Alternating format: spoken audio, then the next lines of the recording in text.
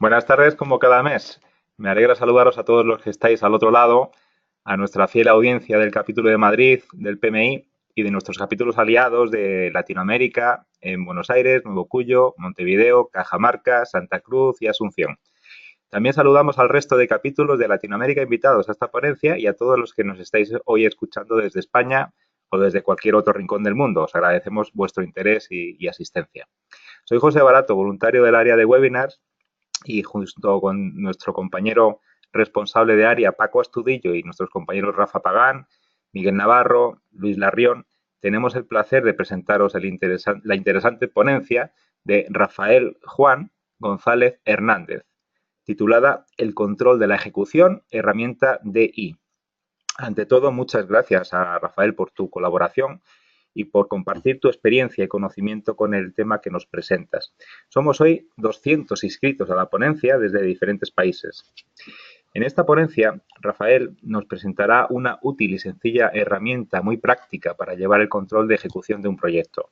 Esta herramienta está basada en un amplio desglose de las acciones partiendo del desarrollo de la WS y asignando un estado a cada acción. Es muy asequible al estar basada en Excel y ofrece ratios y gráficos que visualizan de forma sencilla e inmediata el estado de ejecución del proyecto, permitiendo el seguimiento rápido y facilitando el control del mismo. Además, puede usarse para un conjunto de proyectos, cartera de proyectos, consolidando los indicadores individuales. Nuestro ponente, Rafael González, es doctor ingeniero de caminos, canales y puertos. También cuenta con un Executive MBA del Instituto de Empresa de Madrid y es máster en Dirección de Empresas Digitales por La Salle. Está certificado como PMP. En su experiencia profesional ha pasado por diferentes puestos y su responsabilidad en ALSA es como director de internacionalización. Mm. También ha sido director de planificación e inversiones del Grupo Intra. Antes de comenzar la ponencia, quiero comentaros que la asistencia a este webinar supone la obtención de una PDU.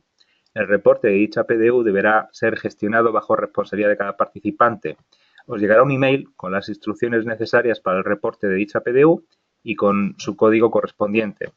Podéis ir dejando vuestras preguntas en nuestra plataforma para que Rafael responda a las cuestiones planteadas al final. En breve tendréis también disponible la grabación del webinar en nuestro canal de YouTube, al que podéis acceder también desde la web del capítulo de Madrid. Bueno, sin más dilación, os dejo con Rafael Juan González Hernández y su interesante ponencia, El control de la ejecución, herramienta DI. Cuando quieras, compañero. Pues muchas gracias, José, y muchas gracias al equipo organizador de estos webinars que están desarrollando, o estáis desarrollando esta, yo diría que magnífica y súper necesaria y práctica labor de difusión del conocimiento de la gestión de proyectos. Realmente útil. Os agradezco mucho este trabajo. Y buenas tardes a todos los que estáis tanto de este lado como del otro lado del Atlántico. Es para mí un placer compartir con vosotros este espacio y espero que lo que os voy a contar pues sea práctico y útil para vosotros.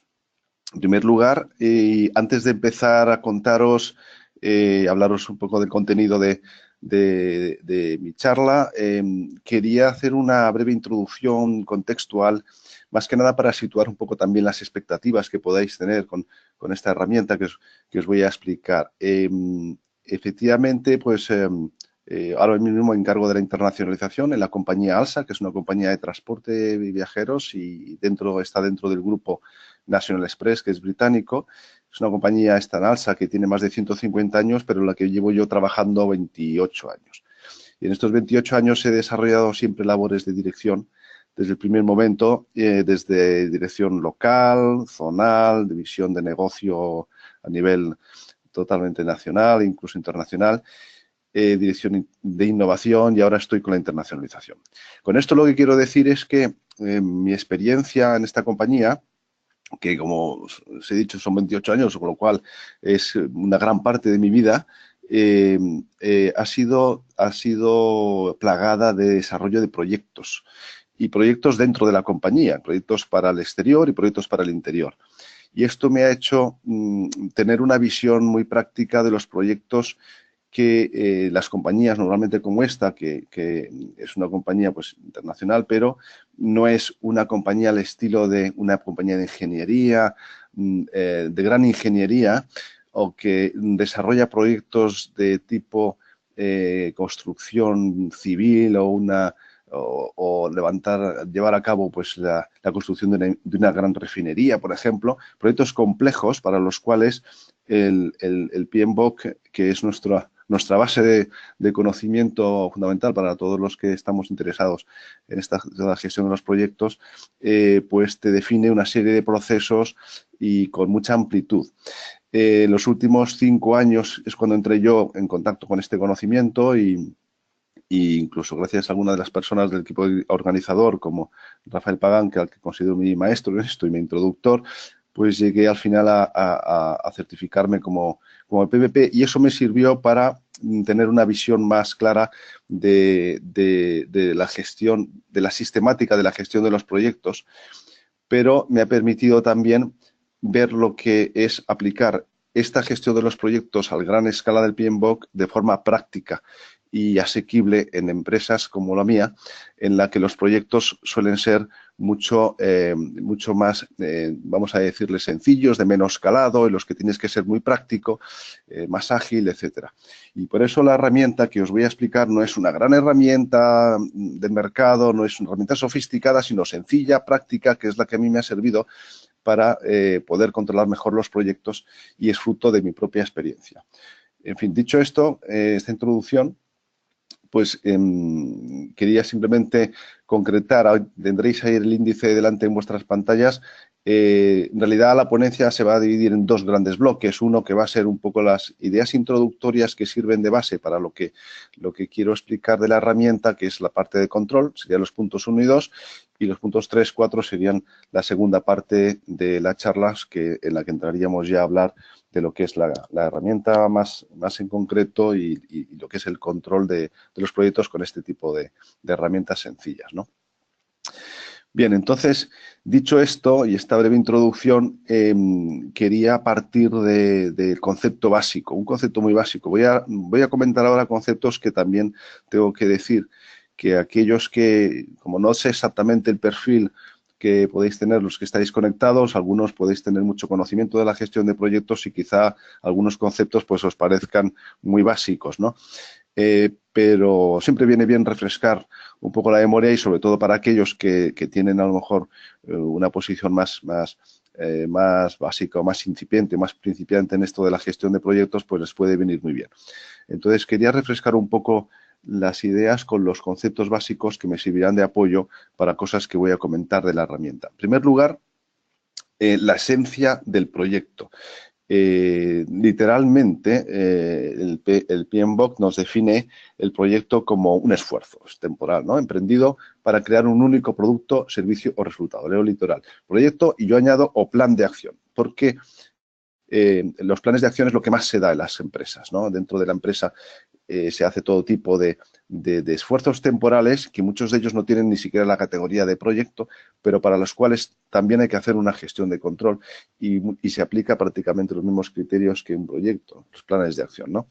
Entonces, lo que remarco de aquí no es tanto el esfuerzo temporal, sino como el resultado del proyecto. Es decir, el proyecto tiene una finalidad, que es conseguir algo concreto, y lo que se trata, y esto es fundamental cada vez que se inician proyectos, es asegurar que vas a conseguir aquello para lo cual se ha diseñado el proyecto, asegurar la consecución. Y además no de cualquier manera, es decir, no de forma aleatoria, no de forma voluntarista, sino de forma sistemática, ¿no? Entonces, para esto, lo que hace falta es tener en cuenta una serie de elementos que te van a permitir obtener esos resultados con garantía. Esos resultados, a su vez, pues no son nada homogéneos de unos proyectos a otros. En una compañía, y ahí pongo 3, 4 categorías básicas que me ha tocado a mí mucho mi experiencia, pues pueden ser desde conseguir una posición estratégica concreta, lo cual no es un resultado numérico exactamente, ¿no? Como por ejemplo, pues situarse en un nuevo mercado o expandir una actividad. Se definen una serie de actuaciones para llegar a ese resultado. Y ese resultado, insisto, hay que garantizarlo. Otro proyecto clásico puede ser, dentro de una compañía, puede ser conseguir como digo, hay un propósito táctico, es decir, por ejemplo, una certificación de calidad. Cuando nosotros recientemente yo he tenido un proyecto en el que necesitamos obtener una cualificación determinada, reconocida a nivel europeo para participar en determinados concursos, pues esto no es tanto un tema de un resultado económico, sino obtener ese requisito. Para eso se diseña también un plan de acción que debe garantizar obtener esa certificación, ¿no? El proyecto clásico es aquel que tiene que tener un resultado económico o bien tiene que tener como resultado la creación de un producto o servicio, ¿no? El del resultado económico en las empresas se da, y cada vez más en el entorno en el que estamos, en base a que la mayoría de las veces, sobre todo ahora, insisto, el negocio habitual, es decir, lo que llamamos business as usual, no suele llegar al objetivo que tenemos planteado o que nos plantean nuestros accionistas o que tenemos planteado presupuestariamente, fruto de la necesidad de rentabilidad o de evolución de resultados que tiene que tener la compañía. Si, por ejemplo, tenemos un presupuesto o un requisito de nuestros propios accionistas de llegar a 100 en términos de beneficio, 100, y nuestra propia evolución del negocio, es decir, si no hacemos nada más que mantener el negocio habitual y dejar que la maquinaria en marcha, pues bien engrasada y demás, funcione, con eso llegamos a 80, tenemos ahí un gap de 20. Cubrir ese gap es fruto de generación de proyectos. Y esto es lo que se da con frecuencia en las compañías. Y cubrir ese gap con proyectos requiere, y nunca, mejor dicho, garantizar ese resultado, porque el presupuesto es un compromiso.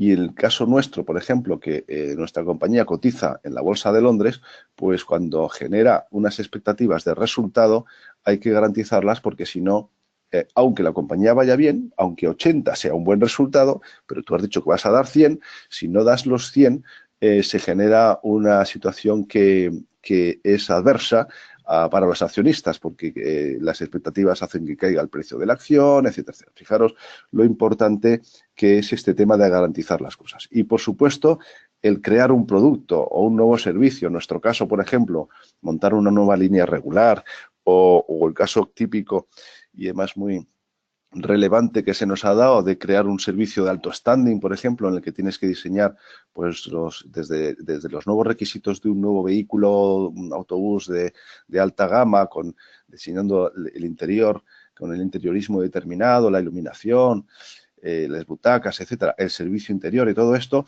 para terminar a poner un nuevo servicio en marcha que funciona, ¿no? Entonces, si esto no lo hacemos con un proceso sistemático de gestión, control, lo que hacemos es poner en riesgo la propia compañía. Esto era la primera base la primera idea que quería esbozar, que soporta el tener la necesidad de tener al menos herramientas que te garantizan estas cosas. Entonces, insisto que para conseguir los proyectos necesitamos tener una serie de medidas en marcha que yo llamaría factores de éxito. Factores de éxito que nos ayudan a garantizar el resultado.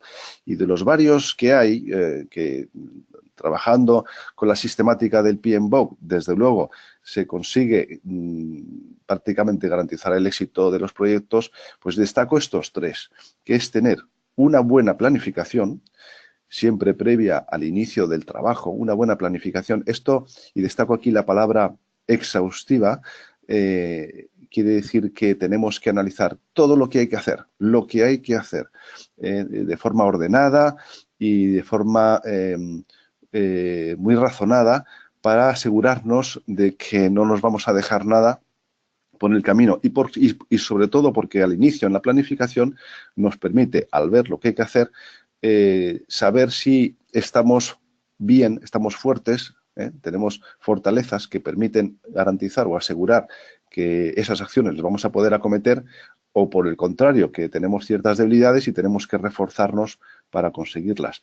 También si vamos a ser capaces de aprovechar oportunidades y qué cosas nos pueden impedir el obtenerlas, con lo cual tendríamos que trabajar lo que sería el tercer punto que hay, que es una buena gestión de riesgos, que es durante la planificación y durante la ejecución, ¿no?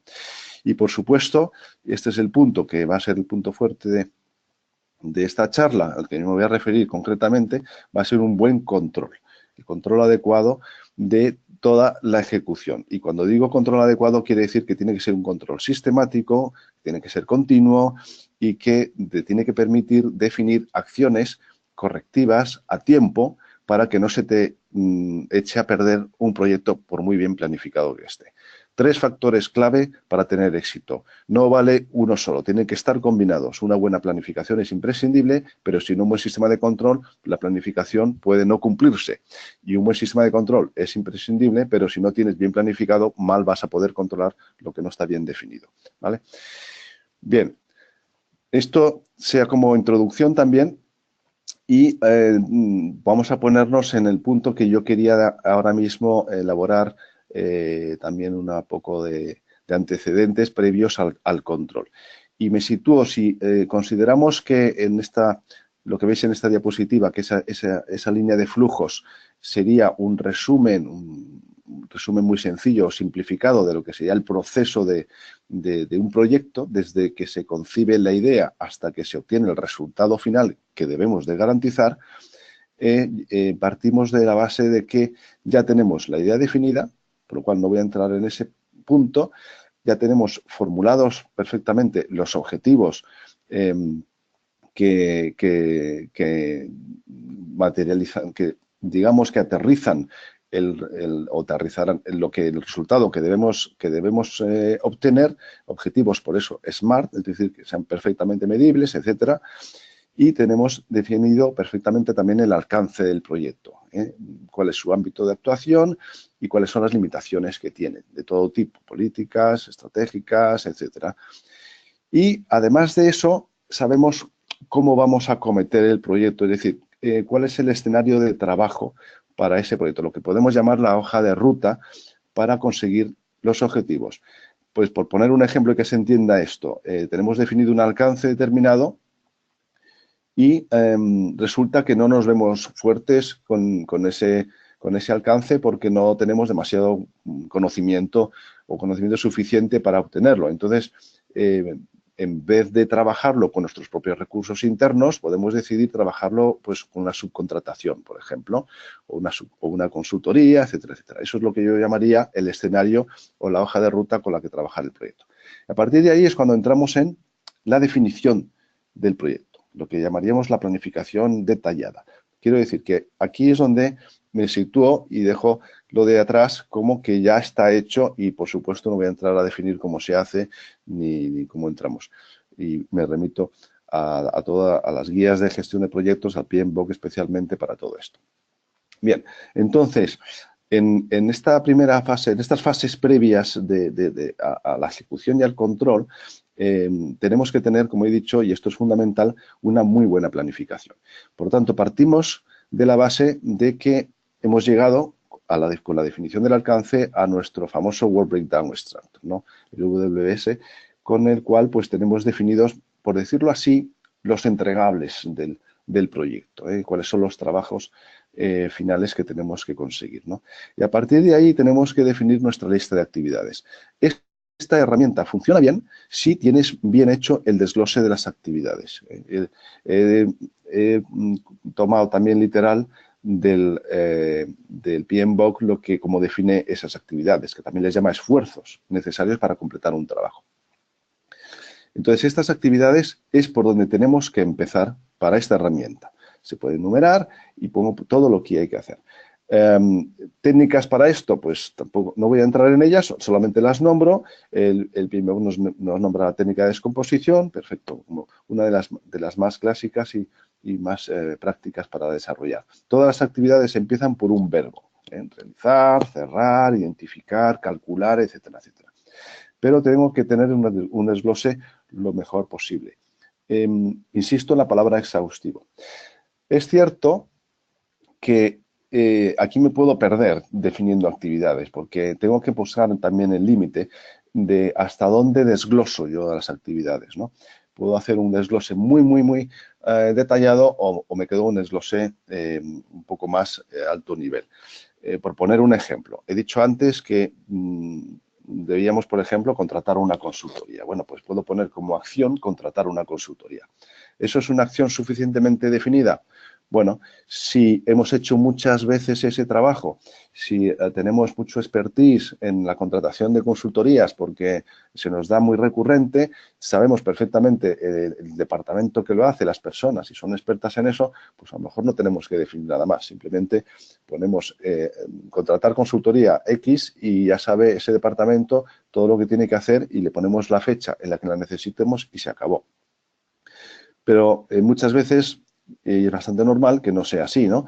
Que debamos, que no tengamos tanto conocimiento de esto que hay que hacer o que nos interese desglosarlo porque a lo mejor la gente con la que contamos, el equipo, no tiene el suficiente expertise, ¿no? Entonces, en ese caso, tendríamos que desarrollarlo un poco. Entonces, tendríamos que decir, bueno, contratar una consultoría es el gran tema, es la gran acción, pero subacciones. Primero, tendremos que definir el alcance que tenemos que enviar a la consultoría. Después, tendremos que enviarles ese alcance a las consultorías previamente identificadas.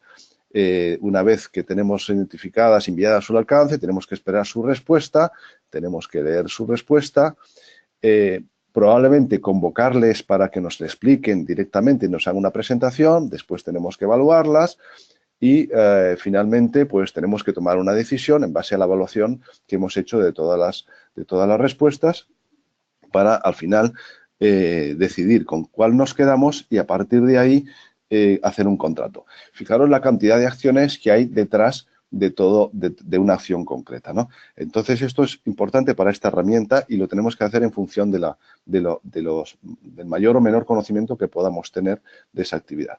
Lógicamente, la siguiente fase sería secuenciar todas las actividades. Y estoy siguiendo el proceso clásico, ¿no? Herramientas clásicas como el diagrama de precedencia, etcétera, ¿no? De cada una de las actividades con su correspondiente flujograma. Este tema no es tan importante para esta herramienta.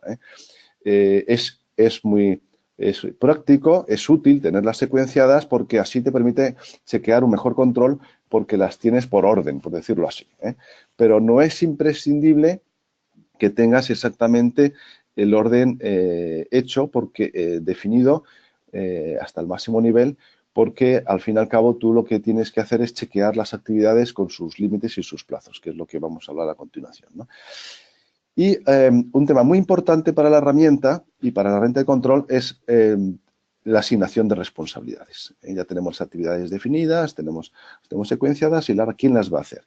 Con esto la herramienta clásica de ahí os pongo es la herramienta de responsabilidad, sería Responsibility, Accountable, Consulting y la persona encargada de informar sobre la actividad en concreto. Bueno, en este caso, para esta herramienta, yo suelo poner la persona responsable. Cuidado que la persona responsable para nosotros no es exactamente la que sería la herramienta RACI, que sería el ejecutor.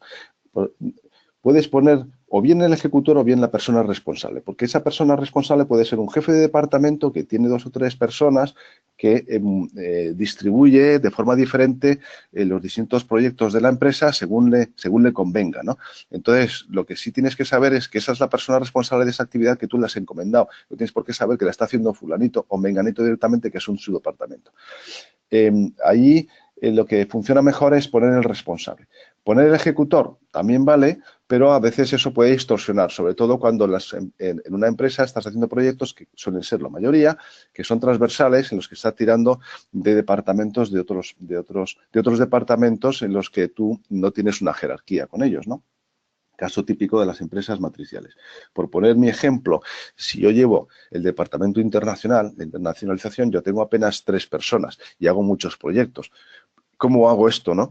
Pues porque tiro del departamento de flotas, tiro del departamento de recursos humanos, tiro del departamento de jurídico, tiro del departamento de seguros. Todos ellos trabajan, no voy a decir para mí, pero para el departamento internacional cuando toca hacer un proyecto internacional. Y entonces, al final, esos forman parte de un equipo. Yo tengo que definir aquí quién es el responsable de ese departamento que se asegura de la actividad. Bien. A continuación es estimar los recursos. Seguimos también por el libro. Los recursos aquí son de dos tipos, recursos de tiempo y recursos de coste. Y las herramientas también clásicas, tampoco voy a entrar en ellas, porque lo que estamos haciendo es rellenando nuestra herramienta, que es una hoja de cálculo. Vais viendo que van saliendo ahí pues un poco lo que es el ejemplo de cómo se va completando. Luego veremos una hoja completa con un ejemplo real. El tiempo, esto es importante porque es lo que va a permitir comprobar cómo vas en cumplimiento, que para si no, no vas a tener indicadores adecuados, ¿no? Tanto en tiempo como en coste. Aquí lo que puedo decir es que el tiempo es la estimación de las horas de trabajo que se estiman para hacer esas actividades de esos departamentos a los que has asignado la responsabilidad de hacerlas, ¿no? Normalmente esto se pacta, etcétera, pero es importante definirlo bien. Y el coste, yo no suelo poner concretamente el coste de esas horas, aunque se puede hacer, pero no suelo poner el coste de esas horas. Lo que suelo poner es el coste externo, el coste de contratar horas externas de consultoría. El coste interno, en la mayoría de los casos de los proyectos de empresas como la mía, que no es una empresa dedicada a proyectos, pero que tiene que hacer muchos proyectos, pues no se le da tanta importancia, aunque debería. Yo ahora que tengo más conocimiento de la gestión de proyectos, lo estoy haciendo y estoy valorando las horas internas, cosa que no se hacía hasta hace muy poco en mi organización, porque incluso me sirve para que se haga un proceso de facturación interna que me permita a mí cuantificar exactamente los costes de proyectos, que muchas veces son licitaciones y que algunas veces no se ganan. Por lo tanto, tienes que saber el coste hundido de esa licitación. Aunque parezca mentira, es muy frecuente en las compañías que tienen una actividad normal, que con ellas pues, pueden sobrevivir perfectamente, pero que acuden a ampliaciones de negocio por vía de concursos, por ejemplo, muchas veces, salvo lo que han pagado a consultorías externas, no saben cuánto les ha costado de verdad una preparación de un concurso. Y es porque no tienen registrado esto, ¿no? Entonces, esto recomiendo que sea las horas y el coste, en este caso, como mínimo, el coste externo de consultoría. Y con esto podemos decir que llegamos a la definición del cronograma. Es un cronograma definido en una hoja de cálculo basado pues, en la descripción que tenéis ahí, numeración de las actividades secuenciadas con su fecha de cumplimiento, máximo, responsables, horas, etcétera. Y este cronograma hay que chequearlo. Importante. Todos estos son conceptos básicos, insisto, que sirven de base para un buen sistema de control. Esta herramienta no es práctica ni es útil si esto no se hace bien. Entonces hay que chequearlo. Esto es algo que tampoco frecuentemente se hace o se olvida mucho. Las empresas que no son empresas de proyectos, que no tienen la cultura de proyectos o que no tienen a nadie que les pueda transmitir esta cultura interna de proyectos. Normalmente, quiero decir que las empresas como la mía tienen gente siempre experta y como la mayoría de las empresas, la gente que está en el día a día y la producción, etcétera, saben mucho de lo que tienen que hacer, ¿no? Saben mucho de su trabajo y son expertos muy útiles para poder hacer las actividades que se les encargan.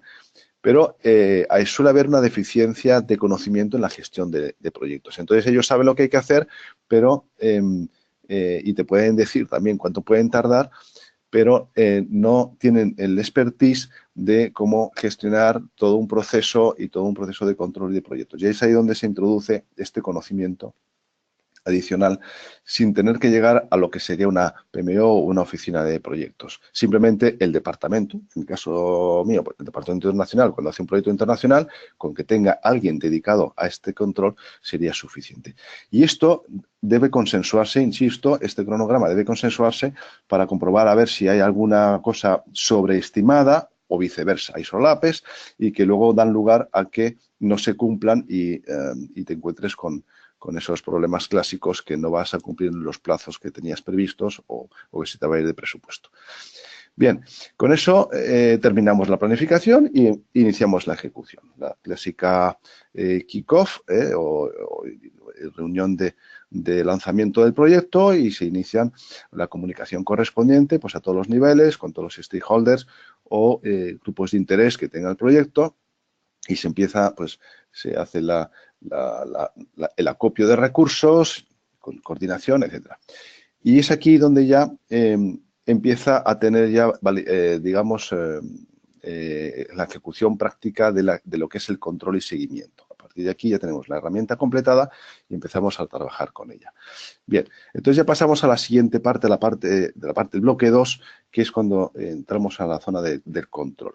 Y fijaros que ahí pongo un párrafo que puede ser llamativo, puede llamar la atención a alguien que pueda decir, ¿cómo?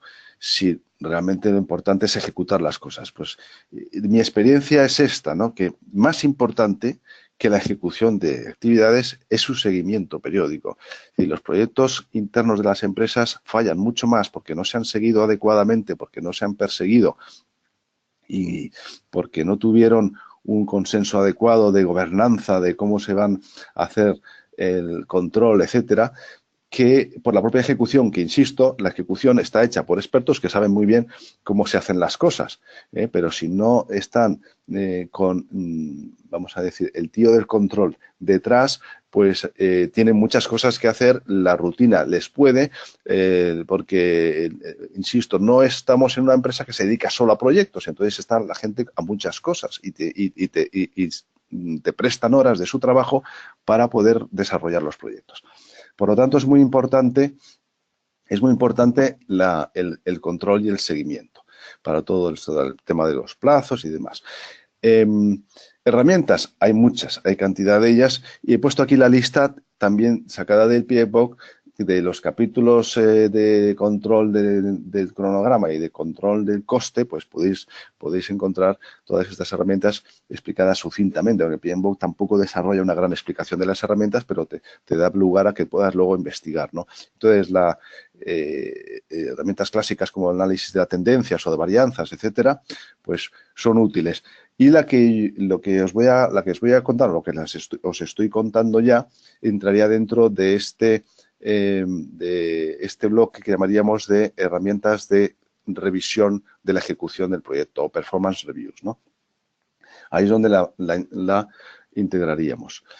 El tema de tener en cuenta que aquí de lo que se trata, por tanto, como herramienta integrada en ese bloque, es de hacer una comparación entre lo planificado y lo ejecutado. Es lo que llamaríamos el baseline comparado con el performance, ¿no? Por lo tanto, a la herramienta, o sea, a la hoja de cálculo en sí misma, aparte de las horas y los costes presupuestados o planificados, debemos añadir ahora dos nuevas columnas donde pondremos, a medida que vayamos haciendo los chequeos de control, las horas realmente gastadas y el coste realmente gastado para hacer la comparación. Tened en cuenta que aquí se está siempre comparando con lo planificado.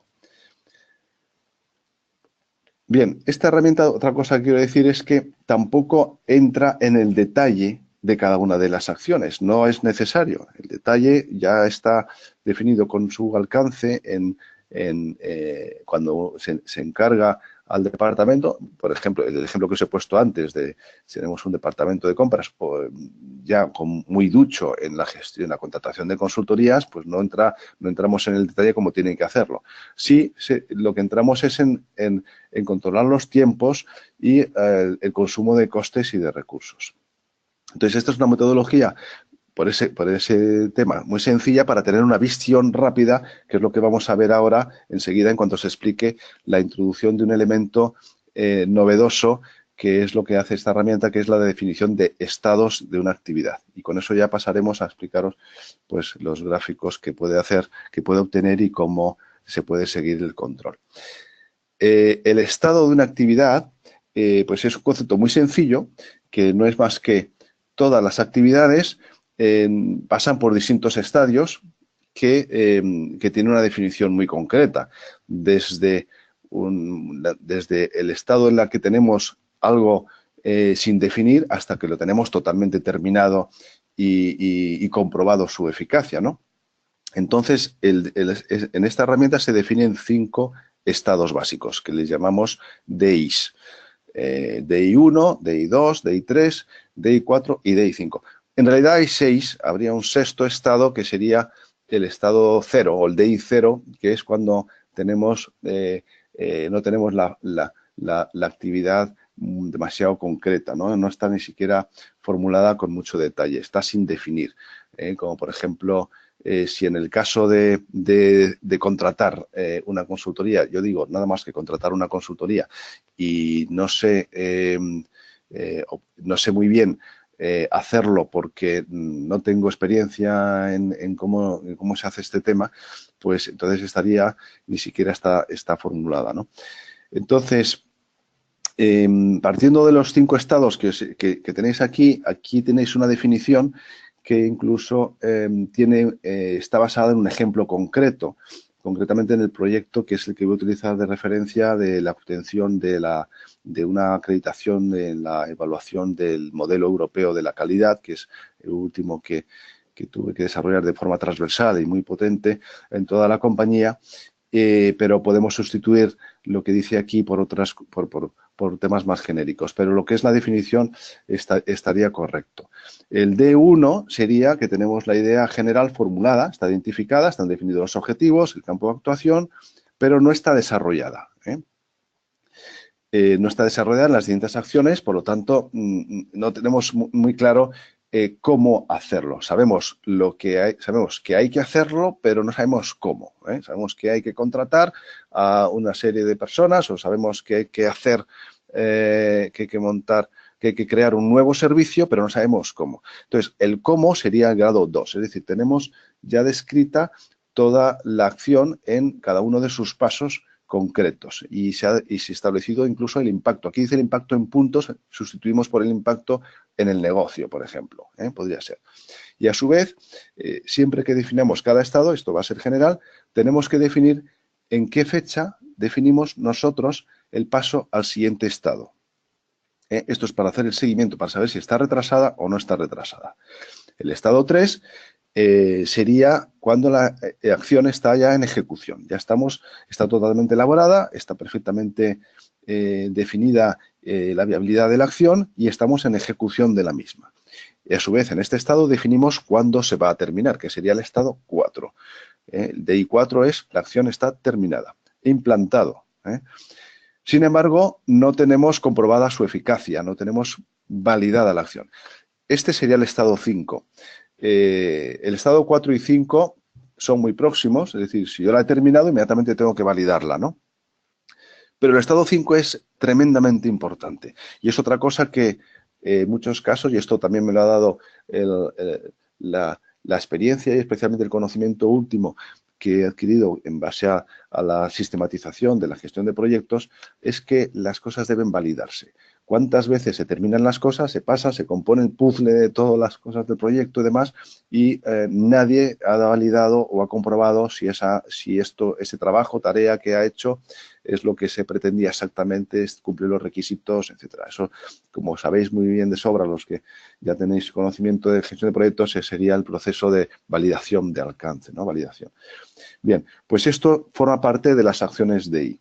Tenemos que tener un punto de validación de la acción y aprobación de la misma.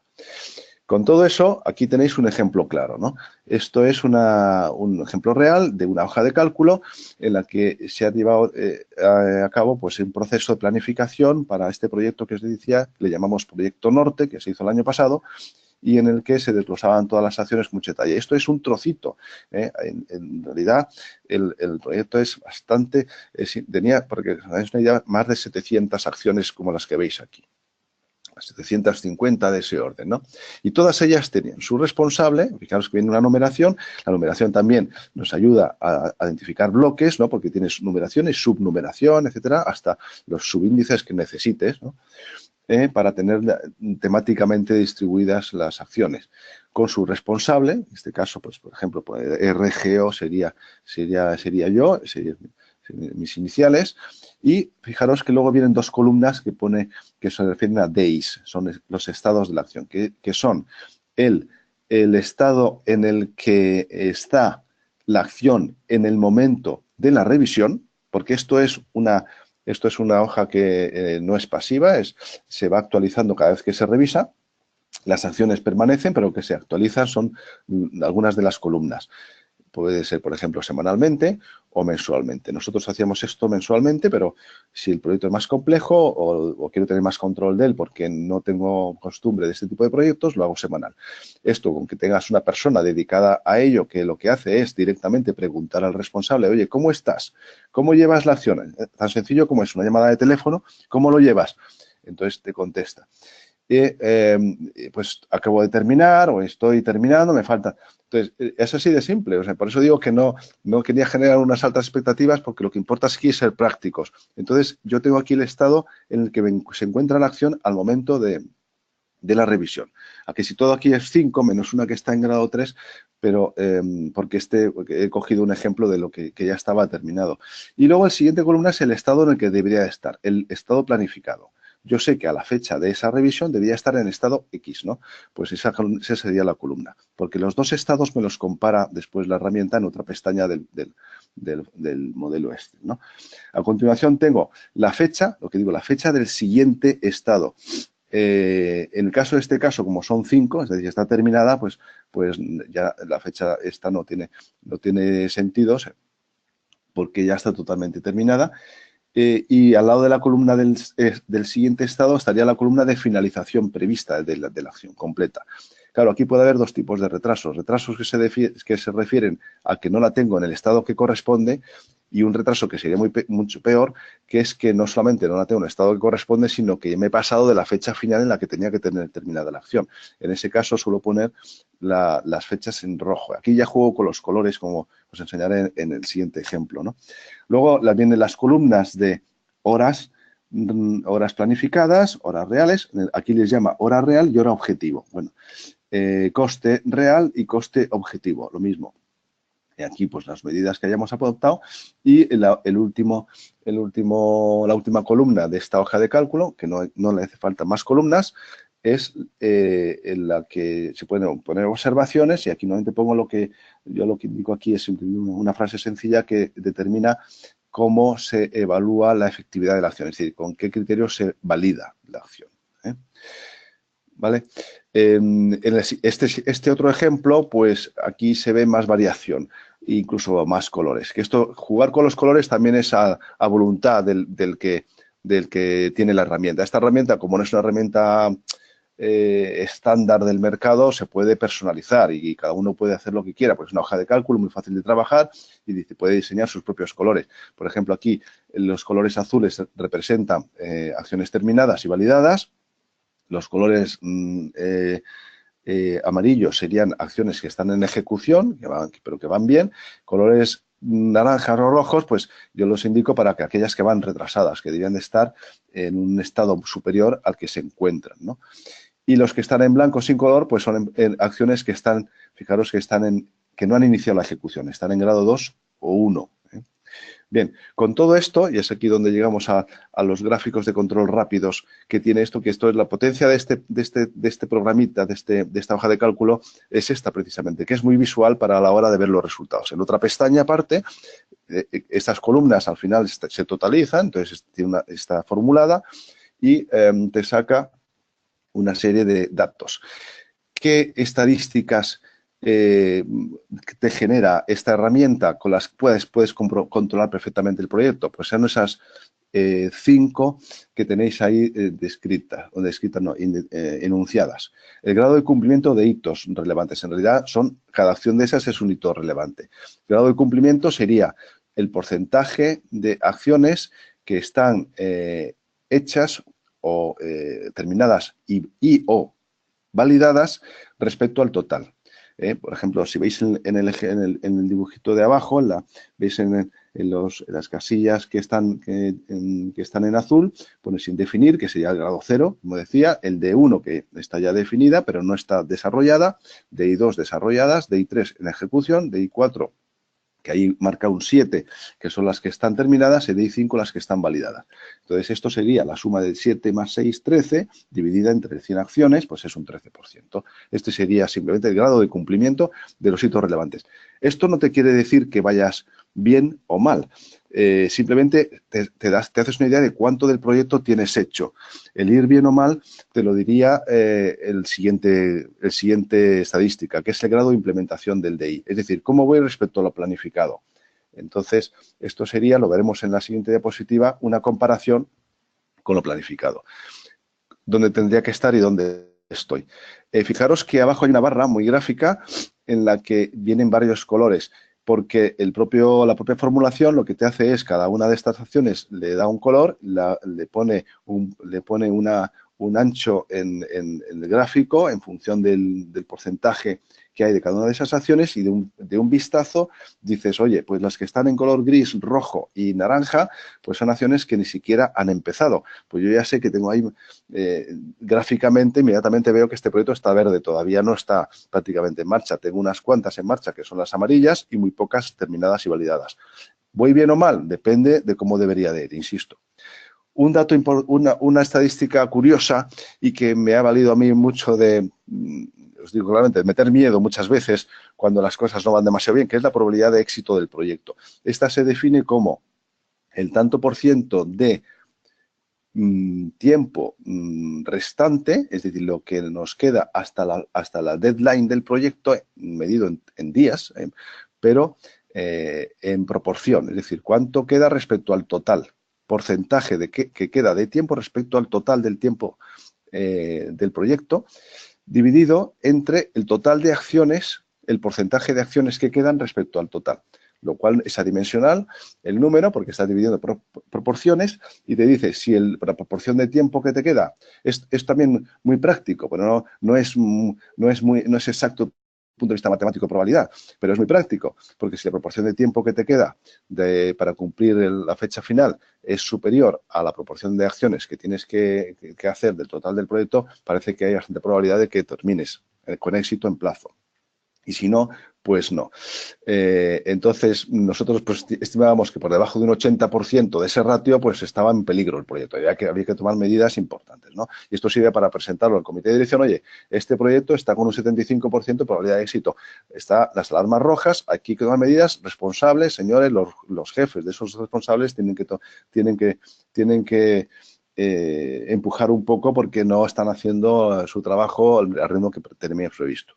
Bien, pues eso es la probabilidad de éxito. Luego las otras dos son muy sencillas. El grado de consumo en tiempos respecto a lo planificado en porcentaje, y el grado de ejecución del proyecto, del presupuesto, es coste ejecutado respecto al total. O sea, fijaros que es estadísticas más sencillas, formuladas. Entonces aquí veis una hoja real de una hoja de estatus que sale totalmente ya hecha en una de las pestañas de la hoja de cálculo.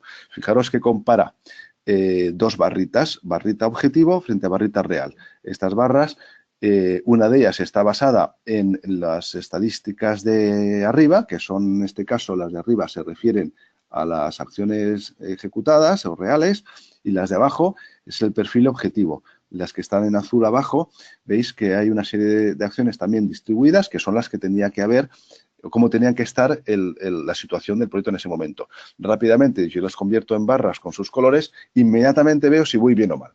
Fijaros, de un vistazo ya estoy viendo si voy bien o mal, solamente mirando esas dos barras. A la derecha, como esto se hace periódicamente, yo puedo ir registrando las barras cada vez que hago la gestión de control, con lo cual veo la evolución del proyecto. Y aquí puedo ver que hay periodos en los que el proyecto se me paraba, que no avanzaba. Fijaros que entre la primera y la segunda no hubo ningún avance. Entonces, oye, que no ha habido avances aquí, ¿no? Veis ahí con el puntero, estoy señalando estas dos primeras, no hay ningún avance. Entonces, se dan estas circunstancias. Abajo representaría la probabilidad de éxito. En cuanto veo que no avanzan las cosas, la probabilidad de éxito empieza a caer y aquí, por ejemplo, pues se salta una alarma. Por debajo del 80 hay que llamar la atención, ¿no? Y abajo, pues están los ratios que salen. Esto es súper útil y súper práctico, es lo que me ha servido a mí para explicar la situación de muchos proyectos en un comité de dirección, porque luego puedo coger esas mismas estadísticas en una situación de multiproyecto, como la que yo tenía, o sea, un proyecto grande dividido en 11 proyectos tenía, por ejemplo. Y los pongo en estos gráficos de telaraña, ¿no? En las que, por ejemplo, el grado de hitos relevantes lo puedo llevar en este gráfico, donde el 100% sería el cumplimiento total del proyecto y en la línea roja representa dónde deberíamos estar. en cada uno de los proyectos. Y donde estamos sería la línea azul, con lo cual ya veo que estamos bastante por debajo del área que teníamos que estar cubriendo. Entonces, ahí tenemos una situación de riesgo. En el caso de cómo vamos con respecto a la implantación, pues sería este otro gráfico. Teníamos en el 100% sería que vamos cumpliendo el programa y la parte azul es cómo vamos. Y aquí esto es muy útil para enseñarlo en el comité de dirección y donde están distintos líderes de proyectos o responsables o sponsores de los proyectos a su vez que llevan en sus departamentos, y yo puedo decir, pues mira, el grupo 11 va bastante más retrasado o va peor, y eso la gente se ve retratada perfectamente y de un vistazo estás diciendo cómo va el proyecto, aparte de que transmites claramente la idea de control, que es una realidad. Y la probabilidad de éxito, por ejemplo, aquí este otro ejemplo que he sacado, la probabilidad de éxito del proyecto como estaba en una fecha determinada de los distintos proyectos. Y con esto, pues, he ido un poco más de tiempo de lo que tenía previsto, porque quería dejar tiempo para las preguntas. Tenemos todavía 10 minutos, pero esto es lo que yo quería trasladaros. Simplemente terminar como he empezado, que lo importante es asegurar la consecución del objetivo, que para eso hay que seguir las fases adecuadas de los procesos que se definen para hacer un proyecto, pero para garantizar la probabilidad de éxito, una buena planificación seguida de un sistema de control muy férreo para a continuación aplicar la gestión de riesgos que evita que tengamos acciones que no se lleguen a cumplir porque no hemos previsto sus problemas, ¿no? Y con esto termino y dejo lugar a las preguntas. Muchísimas gracias, Rafael. Os habla Rafa Pagán. Encantado de retomar aquí el testigo que me cede mi compañero José Barato. Muchísimas gracias, Rafael, por tu magnífica ponencia. Ha sido sin duda súper interesante y hemos aprendido muchísimo con ella. Antes de pasar al turno de preguntas, quisiera aprovechar para invitaros no solo a asistir como audiencia a estos webinars, sino también como ponentes. Si tenéis alguna idea que desarrollar o algún tema interesante para nuestra comunidad de Project Managers, será muy bienvenida vuestra colaboración como ponentes. Os voy a dejar aquí en el chat mi correo electrónico por si estáis interesados, podéis contactar directamente conmigo. Vamos a pasar ahora, como bien decía Rafael, al turno de preguntas. Podéis también aprovechar esos últimos momentos para, a través del chat, ir reflejando ahí vuestras cuestiones. Vamos con la primera, Rafael. Miguel Coronado te hace la siguiente pregunta en relación con una columna concreta, en relación con la columna de gasto PR. Pregunta Miguel, ¿es usada para los costes externos que comentas? ¿Podrías explicar un poquito más esta columna en relación al PR, columna de gasto?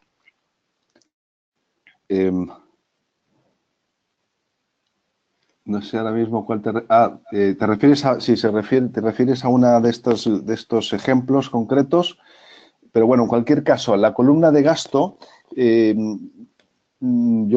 la estaba utilizando para el gasto externo, solo.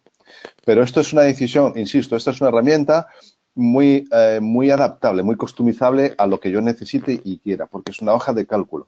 Está formulada y yo la puedo adaptar a lo que necesite. Yo la utilizaba para el gasto externo solamente. Le puedo poner aquí el gasto interno simplemente poniéndole un precio a las horas que yo he estimado de ejecución, sabiendo las personas que hay. Esto es bastante más complejo, a mí me creaba una complejidad innecesaria, no tenía necesidad de ello, pero sí tenía necesidad de controlar el gasto externo. Por eso lo utilizo eso para ello. Aprovecho para decir una cosa. Esta herramienta, como es una hoja de cálculo y no está comercializada, yo estoy a disposición para aquellos que lo necesiten o quieran implementarla, pues no tienen más que mandar un correo y yo le puedo enviar el formato este, ¿vale? Estupendo, muchas gracias. Vamos entonces con otra pregunta, Rafael. Vamos a ver, aquí existe José Luis Galindo, te hace la siguiente pregunta. Me gustaría conocer si existe algún tipo de plantilla disponible para aplicar esta forma de control o es una herramienta que cada uno se debería adaptar a sus necesidades. ¿Puedes Bueno, comentarte un poco es casi lo que acabo de decir. Me he adelantado a una pregunta. Con lo cual, sí, existe una plantilla, yo la tengo en una plantilla, es un formato ya estándar que tengo definido, está formulado, entonces el que la quiera, pues me la pide y yo se la mando y así pues contribuimos también a la difusión de herramientas sencillas y prácticas. Y luego cada uno la puede adaptar como quiera, pero partiendo de la plantilla ya hecha, pues es mucho más fácil. Perfecto. Joaquín René te hace la siguiente pregunta. Rafael, ¿no debería existir también un estado intermedio que señalara in progress, en ejecución? Sí, en realidad el Day 3 yo le doy esa característica. Para mí el Day 3, el grado 3, es un estado de ejecución. Aunque la definición ahí ponía totalmente desarrollada y definido, para mí ha funcionado como ejecución. Ya digo que aquí nos adaptamos.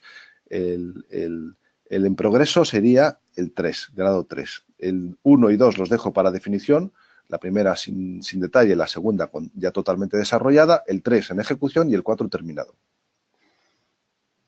Muy bien. Pues veo que tu invitación para compartir la plantilla está generando, Rafael, mucho interés y empiezan a preguntar dónde pedirla, ¿no?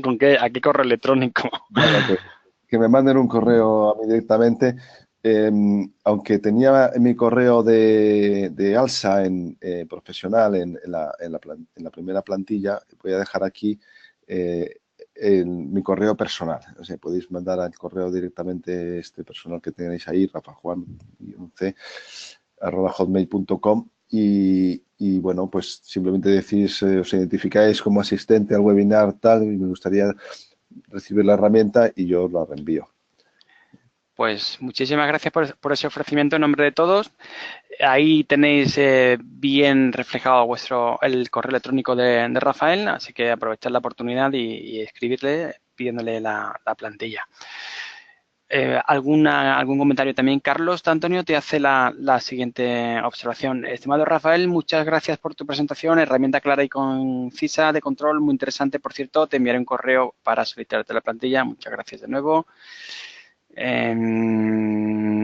Y yo voy a aprovechar también y voy a hacerte, ya que te tengo aquí a mano, Rafael, alguna pregunta. Desde tu punto de vista, aparte de tener este tipo de herramientas muy prácticas, ¿qué otro tipo de consejo se podría dar a alguna empresa que empieza a fomentar la dirección de proyectos? Desde tu experiencia, ¿qué más cosas se podrían hacer para ir mejorando poco a poco en la dirección de proyectos? Bueno, desde luego, en primer lugar, como he dicho, las empresas normalmente de lo que saben es de lo que hacen, ¿no? Y cuando algo tienen que hacerlo, todo el mundo, los expertos que hay en la casa, pues enseguida tienen su propia clasificación mental de cómo tienen que hacer las cosas. Pero normalmente no tienen ese conocimiento de cómo gestionar un proyecto y se olvidan de muchas fases de proyecto que luego se ven que eran necesarias y que a lo mejor les han llevado a frustrarse porque no ha salido bien el proyecto cuando realmente lo sabían hacer, ¿no? Entonces, mi consejo es que siempre haya alguien que de alguna manera obtenga formación de proyectos, que empiece con una formación básica, pero aquellos que más estén involucrados en determinados proyectos internos, porque les toca hacerlo más veces, porque están en innovación, que tengan una formación mínima. Y esa formación que forme parte del acervo de la compañía a base de que se exija que cada proyecto tenga unos mínimos, una guía. Nosotros hicimos en la compañía, este es un ejemplo que también puede ser interesante, una guía, simplemente una guía de proyectos. Una guía sencilla que se distribuye por todo. Entonces, todo el mundo que inicie un proyecto, que se ciña a la guía. Y con eso ya sería casi suficiente para empezar a tener una cultura de gestión de proyectos adecuada. Excelente. Pues con este último comentario de Rafael vamos a dar por finalizada ese webinar de marzo. Os recuerdo que con la asistencia vais a obtener una PDU que os enviaremos un email con las instrucciones para conseguirlo. De nuevo, gracias a todos los asistentes y a Rafael González, especialmente por transmitirnos tu conocimiento en esta magnífica ponencia y os emplazo ya para el próximo webinar del mes de abril. El día 17, Manuel Carmona, formador y responsable de desarrollo de negocio en Palisade Corporation, nos va a presentar su ponencia titulada Análisis de riesgos en proyectos utilizando la simulación Monte Carlo y árboles de decisión. La publicaremos en breve en nuestras redes y en la web del capítulo y podréis inscribiros en los correspondientes enlaces. Os esperamos el 17 de abril. Un cordial saludo. De nuevo, Rafael, muchísimas gracias y hasta la vez que nos volvamos a ver. Un cordial saludo. Gracias.